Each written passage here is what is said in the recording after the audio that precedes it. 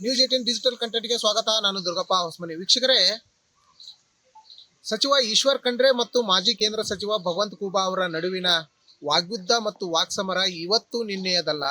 ಕಳೆದ 2019ರ ಲೋಕಸಭಾ ಚುನಾವಣೆ ಮತ್ತು 2024ರ ಲೋಕಸಭಾ ಚುನಾವಣೆಯ ಬಳಿಕವೂ ಖೂಬಾ ಮತ್ತು ಖಂಡ್ರೆ ಅವರ ನಡುವಿನ ಮುನಿಸು ಇನ್ನೂವರೆಗೂ ಕೂಡ ಮುಂದುವರೆದಿರ್ತಕ್ಕಂಥದ್ದು. ಈ ಒಂದು ಮುನಿಸು ಇದೀಗ ವಿಕೋಪಕ್ಕೆ ತಿರುಗಿರ್ತಕ್ಕಂಥದ್ದು. ಖಂಡ್ರೆ ವಿರುದ್ಧ ಆಗಾಗ್ಗೆ ಭಗವಂತ ಖೂಬಾ ಮುಗಿ ಬೀಳ್ತಾ ಇರ್ತಕ್ಕಂಥದ್ದು. ಕಳೆದ ಫೆಬ್ರವರಿ 7ನೇ ತಾರೀಕಿರಂದು ನಡೆದಿರ್ತಕ್ಕಂಥ ಘಟನೆ ಹಿನ್ನೆಲೆಯಲ್ಲಿ ಈಗ ಭಗವಂತ ಖೂಬಾ ಅವರಿಗೆ FIR ಸಂಕಷ್ಟ ಬಂದೊದಗಿರ್ತಕ್ಕಂಥದ್ದು.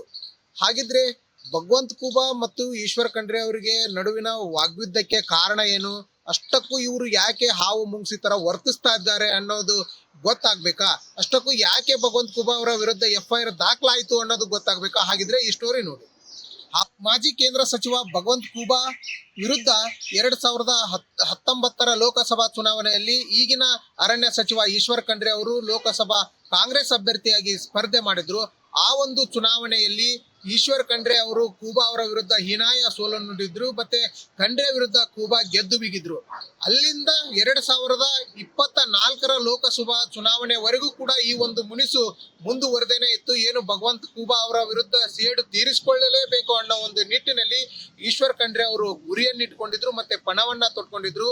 ಆ ಒಂದು ಗುರಿಯನ್ನ ಮುಟ್ಲಿಕ್ಕೆ, ಆ ಒಂದು ಸೇಡನ್ನ ತೀರಿಸಿಕೊಳ್ಳಲಿಕ್ಕೆ 2024ರ ಚುನಾವಣೆಯಲ್ಲಿ ಏನು ಅತ್ಯಂತ ಕಿರಿಯ ವಯಸ್ಸಿನ ತಮ್ಮ ಪುತ್ರ ಆಗಿರ್ತಕ್ಕಂಥ ಸಾಗರ್ ಖಂಡ್ರೆ ಅವರನ್ನ ಕಾಂಗ್ರೆಸ್ ಅಭ್ಯರ್ಥಿಯನ್ನಾಗಿ ಮಾಡುವ ಮೂಲಕ ಭಗವಂತ ಖೂಬಾ ಅವರ ವಿರುದ್ಧ ಇನ್ನು ಸುಮಾರು 1 ಲಕ್ಷಕ್ಕೂ ಅಧಿಕ ಮತಗಳಿಂದ ಜಯಬೇರಿಯನ್ನ ಗೆಲ್ಲಿಸುವ ಮೂಲಕ ಏನು ಭಗವಂತ ಖೂಬಾ ಅವರ ಸೋಲು, ಏನು ಭಗವಂತ ಖೂಬಾರ ವಿರುದ್ಧ ಸೋಲಿನ ಒಂದು ಸೇಡನ್ನ ತೀರಿಸಿಕೊಂಡಿದ್ರು. 2019ರ ಲೋಕಸಭಾ ಚುನಾವಣೆಯ ಸೇಡನ್ನ ಏನು ಈಶ್ವರ್ ಖಂಡ್ರೆ ಅವರು 2024ರಲ್ಲಿ ತನ್ನ ಮಗನನ್ನ ಗೆಲ್ಲಿಸುವ ಮೂಲಕ ತೀರಿಸಿಕೊಂಡಿದ್ರು.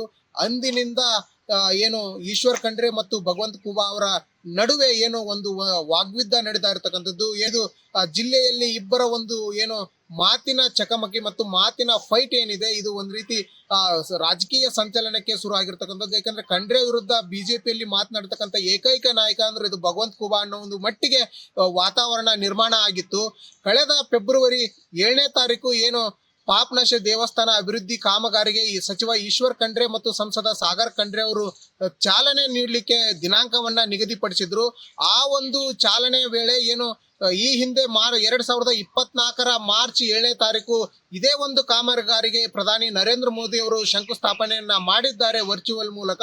ಹೀಗಾಗಿ ಪುನಃ ಮತ್ತೆ ಅದೇ ಒಂದು ಕಾಮಗಾರಿಗೆ ಚಾಲನೆ ನೀಡೋದು ಸರಿಯಲ್ಲ ಅನ್ನೋ ಒಂದು ಒತ್ತಾಯವನ್ನ ಏನು ಭಗವಂತ ಖೂಬಾ ಆದಿಯಾಗಿ ಬಿಜೆಪಿ ನಾಯಕರು ಮಾಡಿದ್ರು. ಅದೇ ನಿಟ್ಟಿನಲ್ಲಿ ಏನು ಈ ಫೆಬ್ರವರಿ 7ನೇ ತಾರೀಕು ಏನು ಪಾಪನಾಶ ದೇವಸ್ಥಾನಕ್ಕೆ ವಿಶೇಷ ಪೂಜೆ ಮತ್ತು ಅಭಿಷೇಕವನ್ನ ಬಿಜೆಪಿಯ ಭಗವಂತ ಖೂಬಾ ಮತ್ತು ಬಿಜೆಪಿಯ ನಾಯಕರು ಮಾಡಿಕೊಂಡಿದ್ರು. ಆದರೆ ಏನು ಪಾಪನಾಶ ದೇವಸ್ಥಾನಕ್ಕೆ ಭಗವಂತ ಖೂಬಾ ಆಗಲಿ ಮತ್ತೆ ಬಿಜೆಪಿಯ ಶಾಸಕರನ್ನ ಮುಖಂಡರನ್ನ ಪಾಪನಾಶ ದೇವಸ್ಥಾನದ ಆವರಣದೊಳಗೆ ಬಿಡ್ಲಿಕ್ಕೆ ಪೊಲೀಸರು ನಿರಾಕರಿಸ್ತಾರೆ. ಇದು ಏನು ಬಿಜೆಪಿ ನಾಯಕರ ಒಂದು ಕೆಂಗಣ್ಣಿಗೆ ಗುರಿ ಆಗುತ್ತೆ. ಮತ್ತೆ ಏನು ಈಶ್ವರ್ ಖಂಡ್ರೆ ಅವರ ಮತ್ತು ಜಿಲ್ಲಾಡಳಿತದ ವಿರುದ್ಧ ಬಿಜೆಪಿ ನಾಯಕರು ಮುಗಿ ಬೀಳ್ತಾರೆ. ಈ ಸಂದರ್ಭದಲ್ಲಿ ಏನು ಆ ಒಂದು ಪ್ರತಿಭಟನೆ ಬಿಜೆಪಿ ನಾಯಕರು ಏನು ಸರ್ಕಾರದ ವಿರುದ್ಧ ಮತ್ತು ಜಿಲ್ಲಾ ಉಸ್ತುವಾರಿ ಸಚಿವರ ವಿರುದ್ಧ ಏನು ಪ್ರತಿಭಟನೆಯನ್ನ ಮಾಡ್ತಾರೆ. ಈ ಒಂದು ಪ್ರತಿಭಟನೆ ತಾರಕಕ್ಕೇರಿದ ಬಳಿಕ ಏನು ಪೊಲೀಸರು ಅಲ್ಲಿಂದ ಏನು ಬಿಜೆಪಿಯ ಪ್ರತಿಭಟನಾ ನಿರತ ಬಿಜೆಪಿ ಕಾರ್ಯಕರ್ತರನ್ನ ಏನು ವಶಕ್ಕೆ ಪಡೆದು ಅಜ್ಞಾತ ಸ್ಥಳಕ್ಕೆ ಹೋಗಿ ಕೈ ಬಿಟ್ಟಿರ್ತಾರೆ.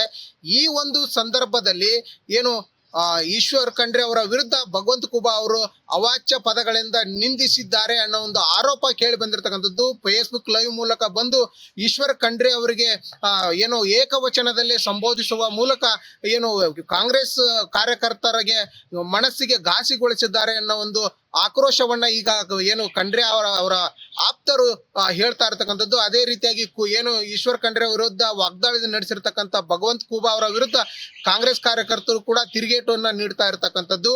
ಅದರ ಅದರ ಒಂದು ಭಾಗವಾಗಿ ಈಗ ಭಗವಂತ ಖೂಬಾ ಅವರ ವಿರುದ್ಧ FIR ಕೂಡ ದಾಖಲಾಗಿರ್ತಕ್ಕಂಥದ್ದು.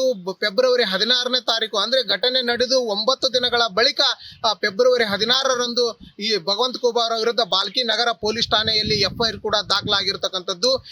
ವಕೀಲರು ಮತ್ತೆ ಕಾಂಗ್ರೆಸ್ ಕಾರ್ಯಕರ್ತ ಆಗಿರ್ತಕ್ಕಂಥ ಸುರೇಶ್ ಬಿರಾದಾರ್ ಎಂಬುವರು ಭಗವಂತ ಖೂಬಾ ಅವರ ವಿರುದ್ಧ ದೂರನ್ನ ಕೊಟ್ಟಿರ್ತಕ್ಕಂಥದ್ದು.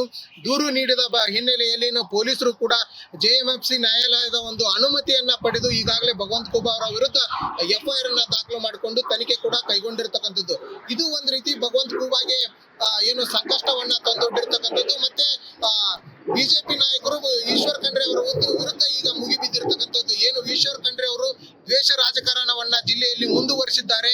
ಪಕ್ಷ ಅಂತ ಏನು ಬಿಜೆಪಿಯ ಜಿಲ್ಲಾಧ್ಯಕ್ಷ ಸೋಮನಾಥ್ ಪಾಟೀಲ್ ಅವರು ಹೇಳ್ತಾ ಇದ್ರೆ, ಒಂದ್ ಕಡೆ ಮತ್ತೊಂದು ಕಡೆ ಫೇಸ್ಬುಕ್ ನಲ್ಲಿ ತಮ್ಮ ಅಧಿಕೃತ ಫೇಸ್ಬುಕ್ ನಲ್ಲಿ ಇದೇ ವಿಷಯವನ್ನ ಬರೆದುಕೊಂಡಿರ್ತಕ್ಕಂಥ ಭಗವಂತ ಖೂಬಾ ಅವರು ಏನು ಪ್ರಶ್ನೆ ಮಾಡಿದ್ದಕ್ಕೆ ಉತ್ತರ ಇಲ್ಲದೆ ಈ ರೀತಿ ನಮ್ಮ ಮೇಲೆ FIR ಅನ್ನ ದಾಖಲು ಮಾಡ್ತಾ ಇದ್ದಾರೆ. ಈ ಹಿಂದೆಯೂ ಕೂಡ ನನ್ನ ಮೇಲೆ ಓರ್ವ ವ್ಯಕ್ತಿ ಕಾಂಗ್ರೆಸ್ ಕಾರ್ಯಕರ್ತ ನನ್ನ ವಿರುದ್ಧ ಏನು ಬೆದರಿಕೆ ಮತ್ತು ಅವಾಚ್ಯ ಶಬ್ದಗಳಿಂದ ನಿಂದಿಸಿದ್ದ.